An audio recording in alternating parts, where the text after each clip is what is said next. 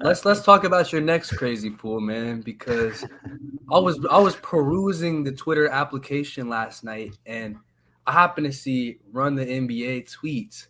Something that was really surprising for me to see as somebody who talks to you on a weekly basis. And you said the Kings, Sacramento Kings, one of the best offenses in the league. However, not known nearly at all for their defense, but regardless of it, has just been winning and continuing to win, about to clinch their first winning record since who knows when. And you said they're better than the Grizzlies, a team who has a much more defensive-based identity, got Jaren back and went from one of the worst defenses in the league to literally, I think they're top 2 right now. I think it was the Nuggets that he said on the timeline. Oh, and the Nuggets. Sorry, the note sheet says better than the Grizzlies. Yeah, that's a typo on the sheet. But yeah, it was better than the Nuggets. Regardless, do you think they're better than the Grizzlies as well? I mean, given their current situation, yeah. Then all right, the point still stands. So if you got the Kings over the Grizzlies who do that, and then the Nuggets as well, who I know Jokic is by no means a great defensive center, but much improved. Definitely, probably. I mean, the Nuggets as a team are better than the Kings as a defensive team. So, give me the take, because I did not expect that out of you all people. Definitely not a typical take for me. I'll say this much: part of the tweet was definitely troll. It's definitely not a firm stance. But what I will say is this: I think the Denver defense statistically is looking better than the Kings defense right now, more so than it will come postseason. I don't think either of them are very good defenses, but I don't think this Denver defense is heads and tails above what the Kings have either. And that's the biggest separator for me, because both are elite offenses. And statistically, Kings are number 1, but you could argue that the Nuggets also have the best offense in the league. That's very much an argument you can make. As good as Jokic has been, as good as their shooters have been, as good as that system has been this year. Point being is that they're both going to have 2 of the worst defenses in the league, and they're both going to have 2 of the best offenses in the league. And the Kings currently have the best clutch scorer in the league, period. And Fox has just been that guy. And I currently trust the secondary options and the secondary ball creation a little bit more for the Kings as well, from what they've been getting from Monk, from the shooting they've been getting from Keegan Murray, Harrison Barnes, from what you can get from Sabonis. I just feel like there's a lot more of a better cohesive set of options in Sacramento come playoff time. Even though this is a team we've seen in Denver come playoff time, I haven't seen Jamal Murray in a few years really do his thing in the playoffs. MPJ, I mean, his injuries have always been a question and how much he can produce in the playoffs. So I don't think there's a discernible difference between Sacramento and Denver right now for me. So you can make an argument to me either way, whether you prefer Denver or whether you prefer Sacramento. I don't think either of which are going to have a ton of playoff success because of their lack of defense. They might win a series or 2, but I don't think they're going to have that type of longevity into the finals.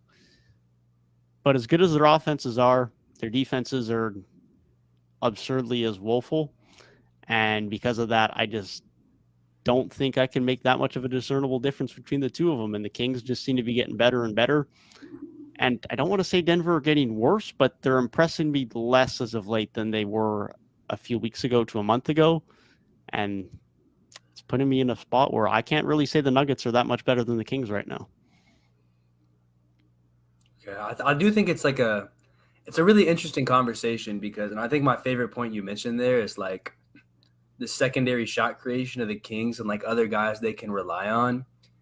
And it's kind of like this tandem of the Kings are, because these are the top 2 offenses in the league by a decent margin. Kings at number 1 to like number 3 is like a full 2 points. To the Nuggets is like 1.5. So pretty significant margin, but like not too gigantic.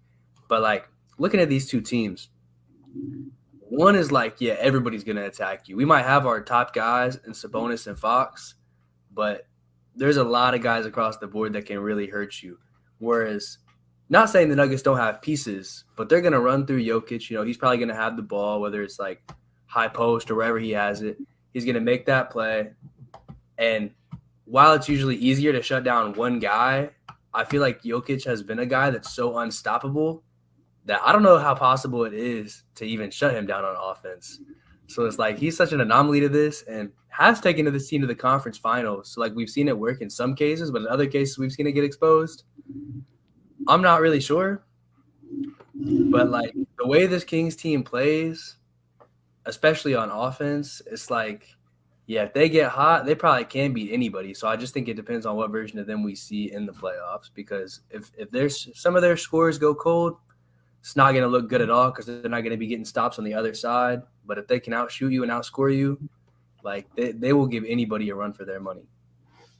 Yeah, their defense, both teams' defensive woes is probably what's gonna hold them back from making like a real championship type run, right?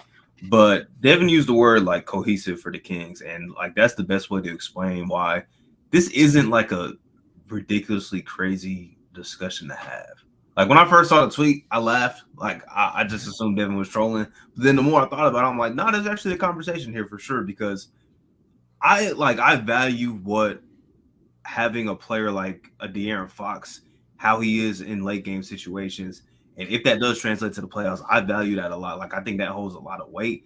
And like Devin said, like we haven't seen Jamal Murray in the playoff setting since the bubble. Like it's been a long time. That's pushing 3 years now. Like it's been a very long time since we've seen him in that playoff, situation. And that's coming off of a major injury too, missing the entire season in that span. Like we haven't seen him in that position. And we know what Jokic is going to do. He's going to put up his elite numbers. He's going to impact the game, right? But, we have questions about Jamal. We have questions about Michael Porter Jr.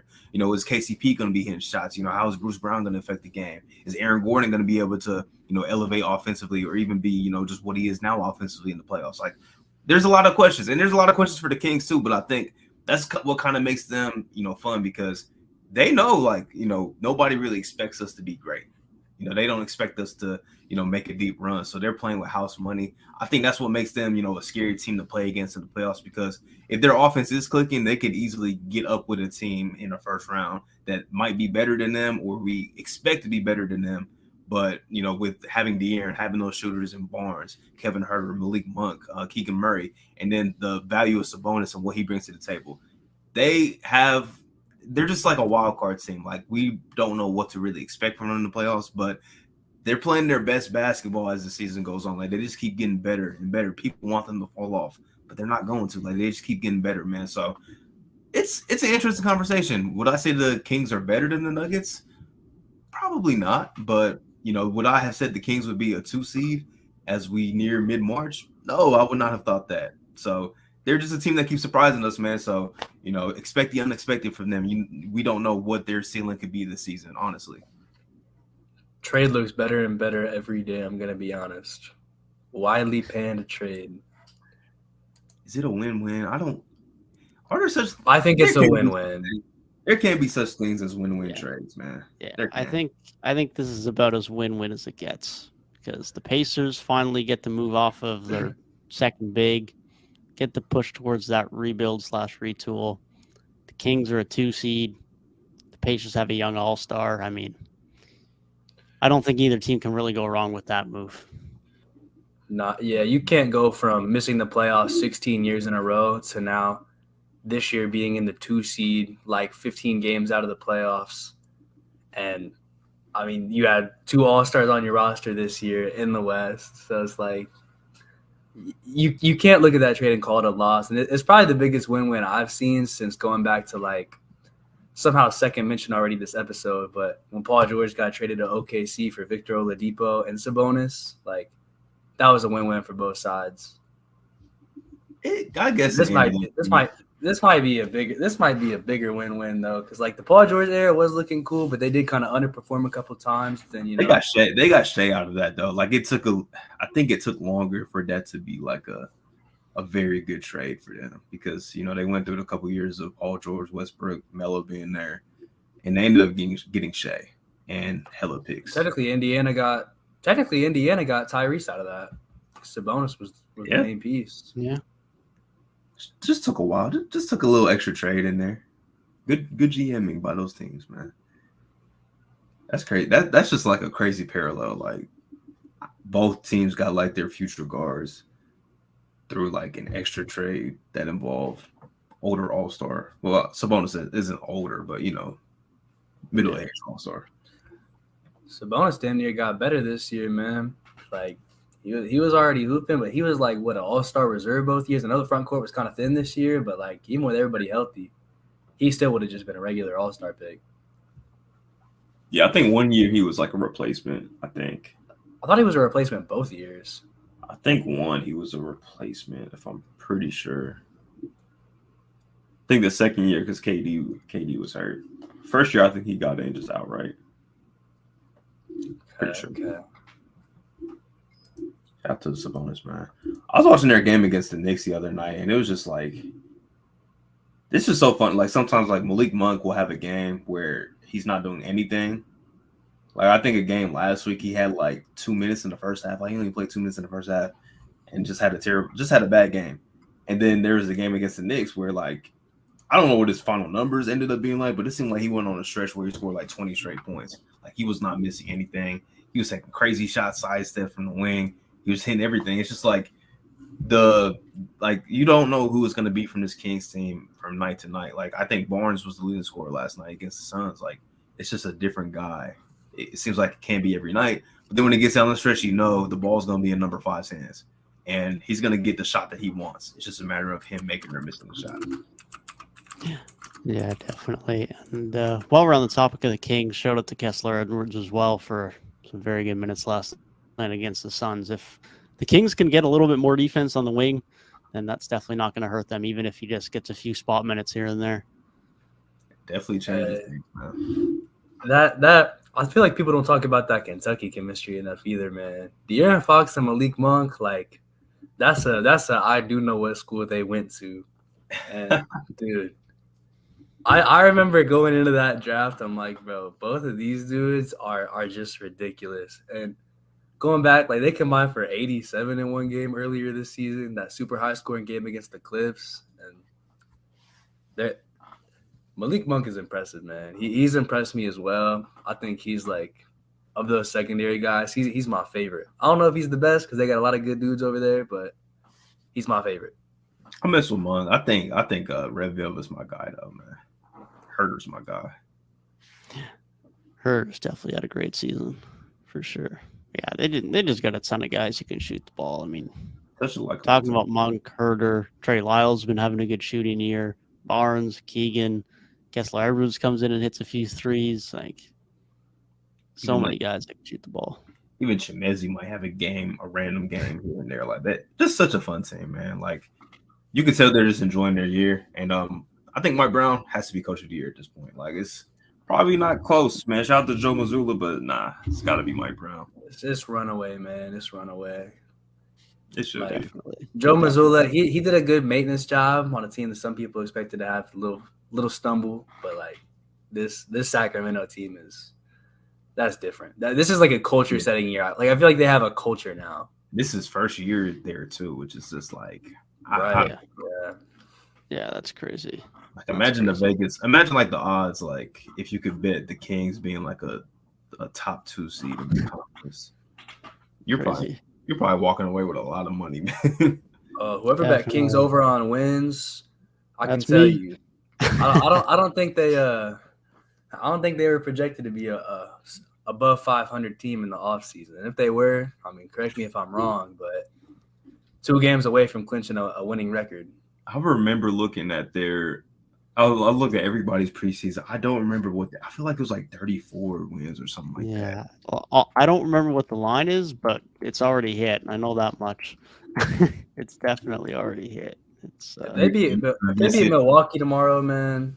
If they beat Milwaukee tomorrow, I'm gonna start dropping some wild takes, man. If you beat the Suns and the Bucks back to back, and those are like 2 of the 3 top contenders. We're already talking wild takes, man. It's crazy how far, like how much can change in a year, man. A year ago, we were disrespecting the Kings on this podcast weekly, and now we're giving them 10-minute segments praising them. If the Wizards are a 1 seed next year, man, I'm sick. That's not happening. No, that's not happening. I was gonna say, Wizards fans, this is your hope, but it's probably not gonna happen. So Gabe took it too far. Y'all would have said that about the Kings a year ago, man. You'd have been like, they traded their up and coming guard. They might compete for a play-in spot with Sabonis, but to be fair, they did have a really good offseason that changed a lot of things. But a year ago, I don't know, man. I think we'd be talking on the Kings names the same way. Like, that ain't gonna happen. Ain't no way. De'Aaron Fox, cool, but he not like a star. That's fair. The difference is that the Kings had 2 up-and-coming guards, and the Wizards don't. So they just don't have an avenue to get to that point right now because the only move they're making is Kuzma sign and trade or moving off of Porzingis and things for something, which isn't happening. Like, there's just no avenues there. So, I mean, the only avenue that they could have is they just full commit to a rebuild, which I'd be happy for them, but they'd probably be the 14 or the 15 seed next year. So there's definitely not a world where they're the Kings next year. That's for sure. Unless Johnny Davis just comes out of nowhere. I don't know, man. Somehow the Wizards are always like the first 3 weeks of the season, like super team. Like, I feel like the Wizards are just always good at the very beginning of the year, and they start like 8-3, and everybody's like, "Dang, are the Wizards nice this year?" And then they lose like 7 straight. And it's like, they tricked me last year. They didn't. They did not get me this year, man. I'm familiar with your game, man. You cannot fool me.